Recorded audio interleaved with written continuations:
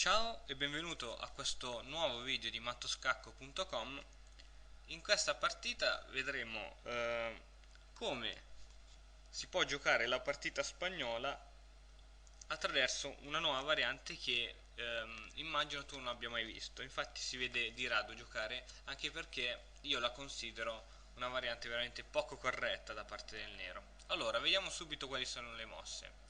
E4, E5, cavallo F3, cavallo C6, alfiere B5 e si entra così nella spagnola. Ora la maggior parte dei giocatori si aspettano la spinta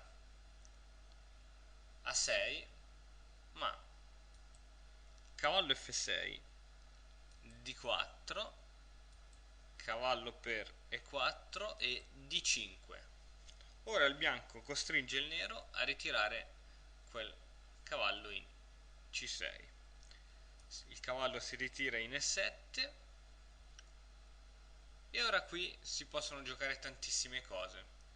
Ci sono tantissime opzioni da parte del bianco, ma preferisce riguadagnare il pedone con cavallo per E5, C6, e qui si è creato un grandissimo buco. Arrocco. Il bianco continua a svilupparsi infischiandosene della presa d'alfiere.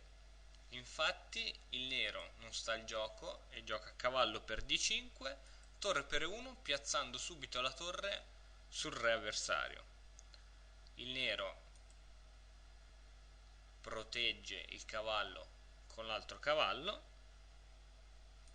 Cavallo D2, attaccando nuovamente questo cavallo che ormai è diventato indifendibile, se non che con la spinta D5, ma il nero pensa giustamente alla sicurezza del proprio re con alfiere 7. Ora, dopo cambio, cambio, cambio e cambio, il nero crede di essere comunque in una buona posizione. Il bianco è chiaramente in vantaggio di sviluppo ed è chiaramente anche qui il vincitore dell'apertura. Ha un grande vantaggio di spazio, controlla quasi tutto lui lo spazio sulla scacchiera. Il nero è molto limitato anche nei movimenti e inoltre con una bella torre al centro limita la possibilità di espandersi e quindi di liberarsi da questa situazione all'avversario. Vediamo ora come procede il bianco. Cavallo per F7, bellissimo sacrificio che serve a stanare il re e incominciare un attacco cruento. Donna per D5, re F8 e alfiere F4, con l'idea di giocare torre per E7, donna per E7 e inchiodatura d'alfiere tramite alfiere D6. Ovviamente il nero capì tutto e giocò donna B6. Il sacrificio però avvenne comunque, cosa che non si aspettava il nero. Torre per E7, re per E7 e alfiere G5.